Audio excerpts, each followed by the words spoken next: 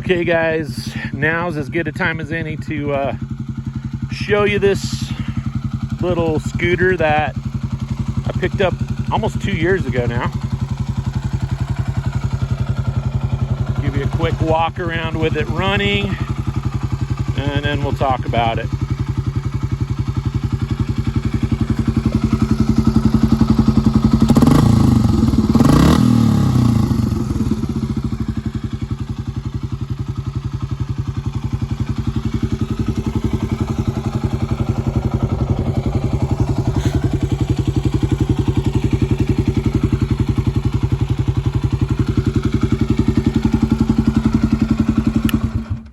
Okay, I'm trying to catch my breath because I've been hucking this thing through snowdrifts for the last 5 miles, and from the looks of the trail, I think I'm just gonna call it a day because it's getting kind of late anyway. And there's still a mile or two before I get to the top of this particular trail. I'm trying to get up to a peak called Ryan Peak. Locals call it Relay Ridge. Tomorrow's June 1st, and we still have a fair amount of snow back in here. And when you get in the shadows of the trees, it gets deep. And from here on, it's mostly trees until you kind of break out to the peak and climb the last little bit. I don't know, we're probably somewhere around 8,000 feet right now, I would guess. Anyways, what is this thing? I'll tell you a story about how I found this. My buddy Willie was looking to buy one of the new Trail 125s. It's like a revamp of the old 110. Anyway, he called me from the dealership. His bike came in, and he said, Jer, I think I'm kind of getting hosed on this deal. He's like, with dealer fees and everything, I think he was almost $6,000, or maybe a little over $6,000 for that bike with taxes, fees, the whole bit. And I told him, I said, dude, don't buy that bike. I was like, let's find you something else. And so we kind of agreed that a TW200 would be the perfect bike for what he was wanting to do. And so every morning I would jump on Marketplace and Craigslist, and I would look for a TW200. So I'm scrolling through the listings one Saturday morning. Actually, it was a Monday morning. And this bike pops up. And I was just like, what the heck is that? I mean, the HRC colors were just like jumped out of the screen at me. The red, white, and blue. I had no idea what it was. Like, I hadn't seen one before. And so I messaged the guy. I was actually in the shower, just getting ready for the day, and I messaged the guy, and I'm like, when can I come look at this? And he said, I'm home now. So I went by the shop, grabbed some cash, and he was about 15 minutes away. And I drove out, and he let me take it for a ride. The story I got from him was he picked it up at Mecum in 2018. He's a local collector, and he bought it, put about 200 kilometers on it. Everything's in kilometers. In fact, it has just over 14,000 kilometers on it right now. So anyway, I just kind of was picking his brain, and I'm like, what do you know about it? And he's like, well, it was a tribute to the 82 Dakar bike that won Dakar. And he's like, I asked him why it was in kilometers, and his story, or he thought that it's because it was sold in Canada. Well, that's not necessarily the case. So for the next couple weeks, needless to say, I bought it. I left my car there and rode it home. And it's funny because when I bought it, I told him, I said, man, there's some loops that I like to do up over into Driggs Victor. In fact, I'm on one of them right now. And then I drop down into Driggs Victor, Idaho area. And then I usually bring take the highway home. And I told him, I said, I'm stoked about this tank. It's a 21 liter, 5.5 gallon gas tank. And the bike Probably gets 50 to 60 miles per gallon, maybe a little more in the right conditions. And I was just like, this is sweet. I'm going to be able to do these big loops, not have to, really stop for fuel or worry about fuel, pack extra fuel. And he looks at me and he says, this is a collector bike, right? And I said, yeah, no, I know it's a collector. And he's like, you don't ride this bike. And I said, well, I'm going to ride it a little. And anyways, I've ridden it a little. Really, the only thing I've changed on it since I got it, I put one of these cheap top boxes from Harbor Freight on the back just so I can haul some gear. One of the mirrors got busted. It got dropped and broke one of the mirrors. A buddy was riding it and just real light drop on it. Was actually the kickstand just sunk into some sand.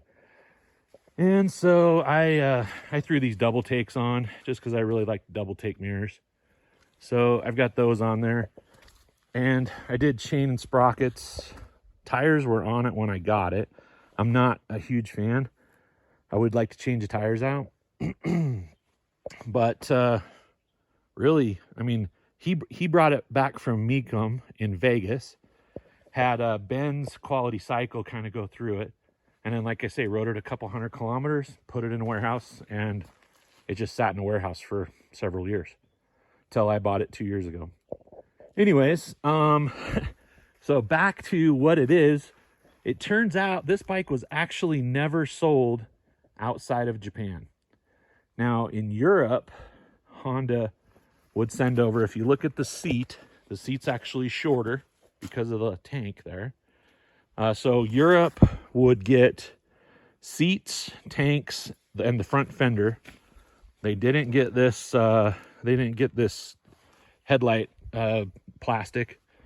And the dealers would install the tank, the front fender, and the seat. So when I first got this, I hit up a couple of guys I know over in Europe that do a lot with, like the Africa Twins and the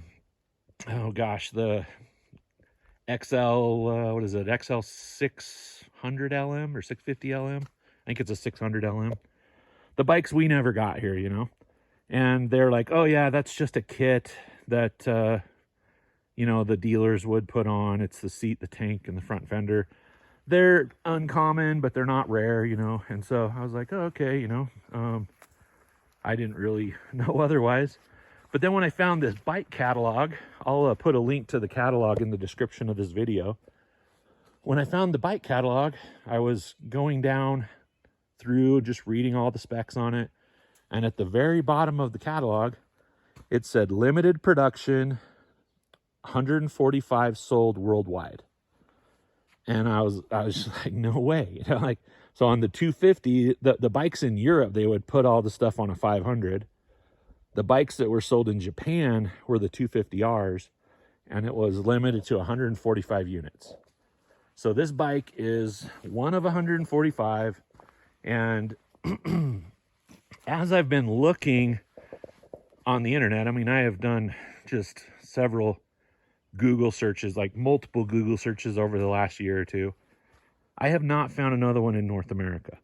So if you guys know of one, I would love to hear about it, but I haven't found another one in North America. Oh yeah, one other thing I did do, I just noticed, because you can see where I took my strap off today because it's kind of uncomfortable. It's right where I sit. But when I got this bike, the seat cover was really nice, except for a little bit of a split on the seam on both sides right here. So I called up an upholstery guy that I know and asked him if he could just take it apart, sew it back together, try to reuse the factory cover. And when he started pulling it apart, like, the thread was just rotten. So he just went ahead and did me a whole new seat cover, stenciled it for me, the whole bit. It's super nice. The stitching and everything, it's just exactly the way it's supposed to be. He did an awesome job doing that. His name's Aaron. Does great work. Anyways, so going back to the bike. It's going to be a little hard to see this stuff right now because it's kind of dirty. But if you notice, Japanese. Back here on the rack, Japanese tank. It's all in Japanese. Everything on this bike is in Japanese. And I have found 2 or 3 of them in Japan. They are expensive. I got an insane deal on this bike. This bike, the guy had it listed for like $2,000. And when I went to look at it, like I said, I looked at it Monday morning, and he had a guy come up from Utah to look at it and actually was going to buy it, and went to write him a check. And the guy just said, I'm not taking a check. It's got to be cash. And the guy couldn't come up with cash on a Sunday. So the seller said, if you want to go back to Utah, get the cash, come back up tomorrow. I'll drop the price to $1,800 to cover your fuel. And the guy just, I guess, was upset, and he just left, went home. And so then I called the next morning. So after he told me that story, I said, well, are you willing to let it go for the 1,800?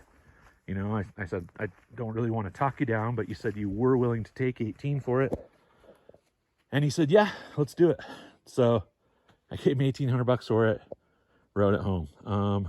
Later in the week, when I found the Mecum auction, I actually discovered that he paid in 2018 $2,800 for it, which was probably still a really good deal.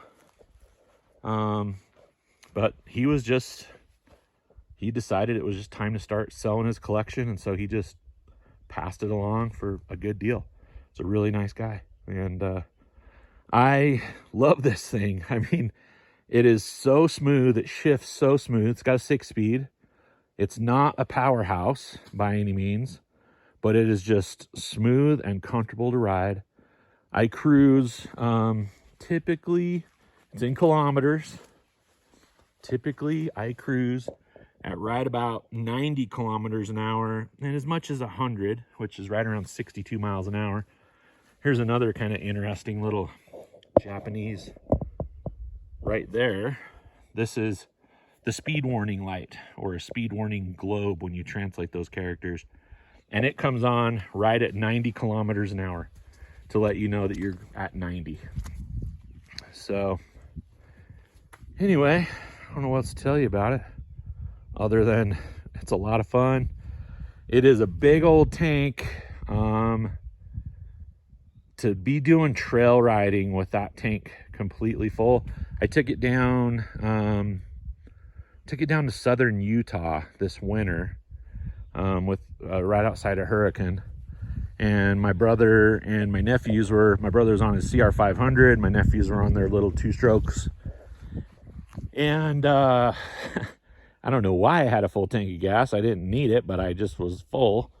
And I'll tell you what, like down in those washes and in the sand and stuff, it doesn't have the power for it. And it was a handful. Luckily I didn't end up dropping it ever, but that's a lot of, I mean, you think about jumping on your dirt bike and then putting a 5-gallon jug in your lap. That's basically what you're doing with this thing. And so, you know, when you're first rolling out and you got a full tank of fuel, it's a little, center of gravity is a little higher than maybe you're used to on a dirt bike, but it's got great torque. It lugs right along. It's happy on the trails. It actually, you know, like I say, cruise around 60, 62 miles an hour on the road. I think it's going to be just a really fun little dual sport. It has been a really fun little dual sport. I'm just looking forward to getting it out and doing some longer rides with it. Last year I did one big ride, but I took my Transalp and did about 2,100 miles out to Oregon and down the Oregon coast. This bike, that would have been a big trip. I don't think I could have done it as fast as I did it on the Transalp, just because the Transalp allowed me to open it up now and then if I needed to.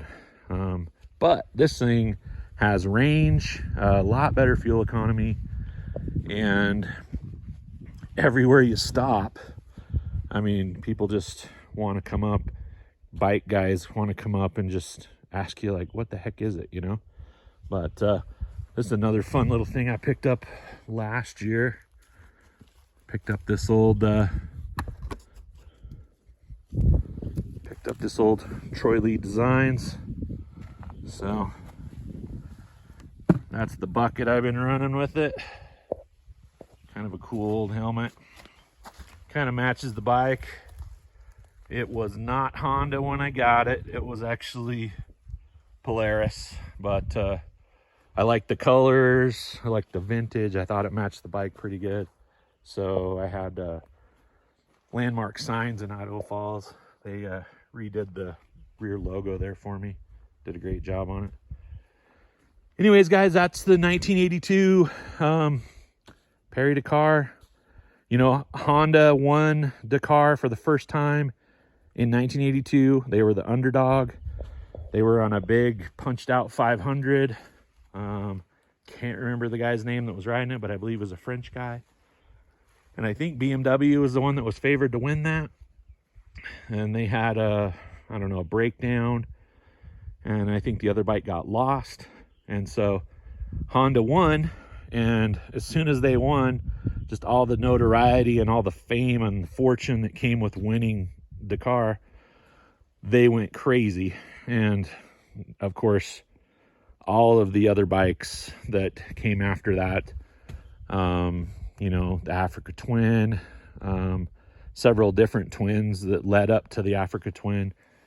But 1982 was the year. Like, you know, if they hadn't won that, I mean, they probably still would have got into it hot and heavy like they did, but probably not right then in 82. So 82 is kind of a special year for Honda racing, I guess. It was kind of their first, it's kind of what put them on the map. And I think it's just awesome that, I mean, the way I found this thing and to find it in my town, just hidden away in a warehouse, and possibly, don't know for sure, but as of right now, I think it's the only one in North America. Like I say, if you guys know of another one, please let me know. I'd love to connect with other, you know, Perry Dakar 250R owners in the States. I've kind of been looking in Japan at, well, another thing I'd really like to pick up is another seat, a tank, and a fender, because I would love to do like a 500 tribute and maybe not hammer on this one quite as much in the hills. But yeah, I'm definitely interested in a seat, a tank, and a fender if you have a line on one, or if you got a line on one of these for sale. I don't think I'm going to come anywhere near the deal I got on this one, but I'm looking. I look like every week, several times a week. Just love this little bike. It's a lot of fun, and it's fun to get out and fun to ride. I just pulled the baffle out of the exhaust a couple days ago, and this exhaust obviously isn't original. In fact, it's got stainless header on it, and then aftermarket muffler on it. Anyway, it sounds great. It's a lot of fun to ride. It's not fast. It just kind of puts along and it gets you there. But that's it, guys. I just wanted to take a minute. I figured, why not? Up here in the middle of nowhere, all by myself. Now I get to go ride through a couple more miles of snow drifts to get back down to where there's no snow. But June 1st tomorrow. I can't believe it's already June 1st. But it is beautiful weather up here right now. It's a little hot down in the valley. And up here right now, I got to say it's, I don't know, it's probably around 60 degrees or so. And it's just perfect. It feels great. But anyways, guys, that's it. Comment below. Let me know anything that I might have missed on this thing, or anything you know about them.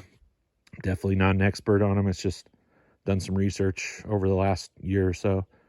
And again, I would love to connect with other owners, other guys that have them. And if you're in Japan and you've got one for sale, I do have a shipper lined out, and I would love to pick up another one. Anyways, thanks guys. We will catch you later.